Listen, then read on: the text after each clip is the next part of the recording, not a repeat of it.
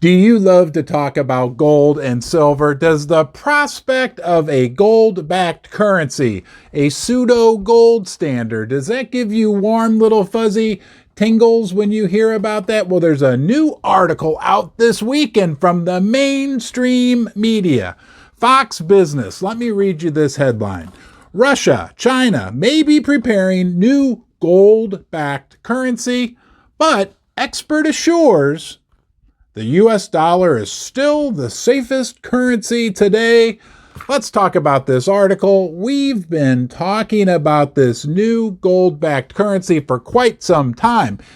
Somebody needs to let this Peter Aitken know that it's not just Russia and China, it's the entire BRICS conglomerate and possibly even Saudi Arabia and a few other countries that are looking at this gold-backed reserve currency, right? Brazil, Russia, India, China, South Africa, maybe Saudi Arabia, maybe Argentina, and a host of other countries are interested in this new gold-backed currency. But let's give Peter a little respect and talk about what he had to say in his article. It is interesting. Let's do that right now.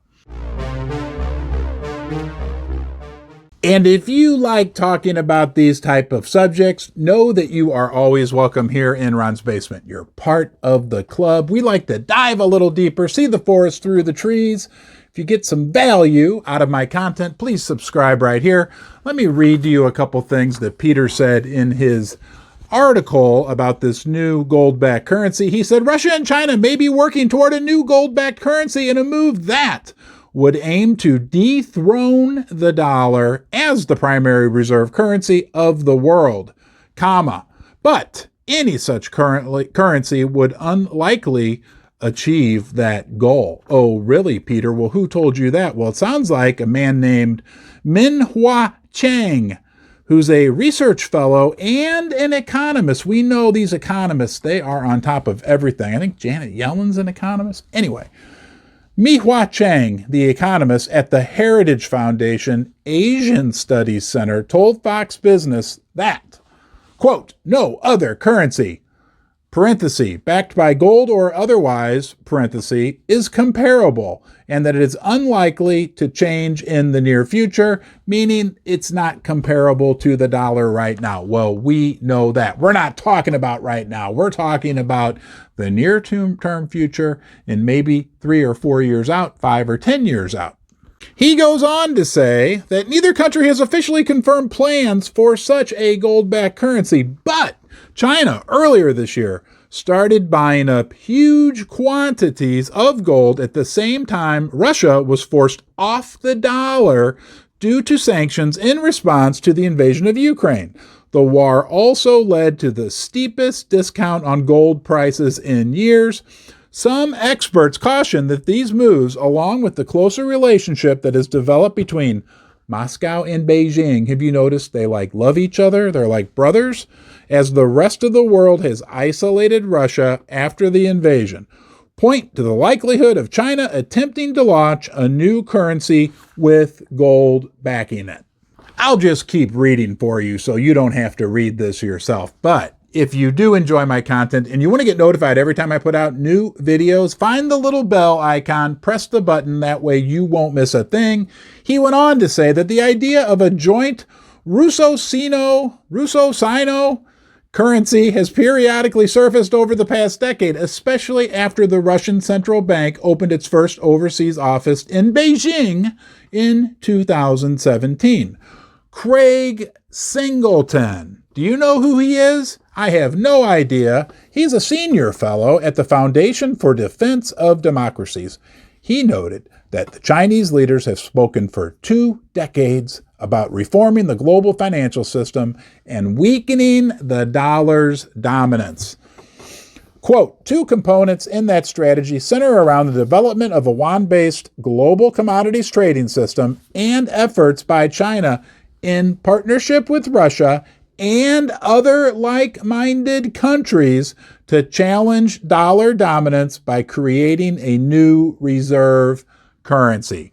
Thank you, Craig. We've been saying that for a while. All the clues are there. All the information points toward the fact that the BRICS countries with those other countries are working on a new reserve currency, and that currency will be backed by real assets, including silver and gold. Now, there's going to be kind of a war, right, between the East and the West, or the BRICS and the West, however you want to say it, because gold and silver are the enemy of the fiat fairy dust monetary system. So it's probably going to get ugly. They may even try to manipulate the price down further. But you have to think that if the Chinese and the Russians and the rest of the world are going to base their new currency at least somewhat on silver and gold, they're going to buy all that cheap metal up that they can. It might just wind up backfiring on the United States, on the Western democracies, just like the sanctions on Russia did at the beginning of the invasion of Ukraine. Do you think maybe we need to just talk to Jerome Powell calmly and tell Jerome that, hey, bud, it's okay that gold and silver get back to their natural value where they should be? That's the way the world's going. That's the way it's been for thousands of years. I know your little experiment worked for a while, but the world has woken up to unicorn, fairy fart dust money, imaginary money, I think as Vladimir Putin called it, and they aren't willing to put up with it anymore. So it's okay to let gold and silver go to their natural level.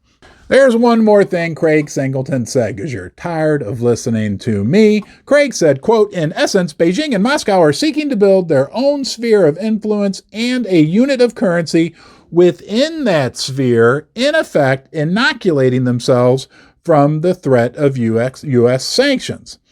The article goes on to say, but the record amount of gold that China has purchased has raised some eyebrows. I can't really raise mine, but envision me raising my eyebrows because they are raised, even as the trend remains under the radar for mainstream media. Swiss gold exports to China hit a 5-year high, with Beijing in July alone receiving 80.1, not 80, 80.1 tons of gold valued at around 4.6 U.S. paper fiat dollars, more than double the 32.5 tons it bought in June, and the second highest monthly total since 2012. That is according to Reuters. Just a few more paragraphs to go. Hey, let me know what you think about this in the comment section below. I am excited about this prospect of gold backing currencies throughout the world, but you may feel differently about it. That's okay. Let me know what you think in the comment section below. International financial statistics, whatever that is, from March 2022 indicate that China may have the 7th most gold stores, with more coming every month. Francis Hunt. Do you know who Francis Hunt is? He's a trading expert. Francis told Asia markets that using gold to back the currency would be the best way to build confidence in said currency. Really, Francis, I like you more and more the more I hear what you say. And that currency may be digital in nature to give China greater scrutiny over its citizens' activities. I've said that for a while. Even if we have a gold-backed currency, it can still be digital. It can still maybe even be blockchain-oriented, as long as the gold is verifiable and auditable. We can check that it's there, however you want to say it, whatever word you want to use. We just want to know that the actual gold that's backing the currency, to the extent that it's guaranteed to be backing the currency, that it is actually in existence and it is auditable and that people can see it and know that it's there. Now, Mr. Chang, remember him from the Heritage Foundation? Here's what he had to say to wrap this all up, because I always want to present both sides of the story. Chang downplayed the potential success of a new currency due to the relatively small trade volume that would limit its growth, and that a digital currency would prove difficult to promote. Quote unquote, even if both countries use a new currency for bilateral trade transactions, the relatively small trade volume between them will limit the impact on the U.S. dollar, Chiang argued.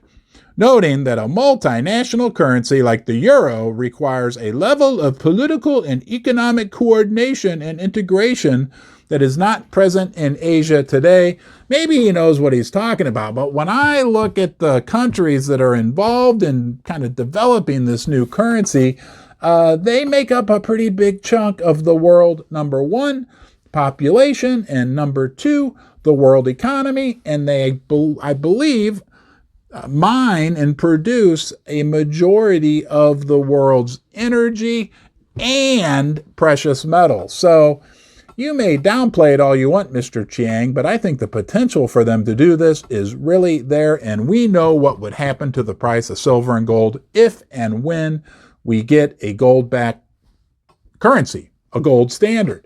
It would be supportive at minimum for the price of the precious metals. Don't forget, this is not a new concept. This is what has existed for a majority of history of civilization, thousands and thousands of years. We went to tulip bulbs for a while. We tried paper money several times in the past, right? They want to try digital, whatever, blah, blah, blah. It always comes back to gold and silver. I'm not a religious guy, but it's kind of like God's money. It's the money that's on earth. It's the thing that holds value, always has held value, and everywhere. I could be dead wrong, but I think the prospects for silver and gold still look great. Let me know what you think. Hey, I'll look forward to seeing you next time. Be well.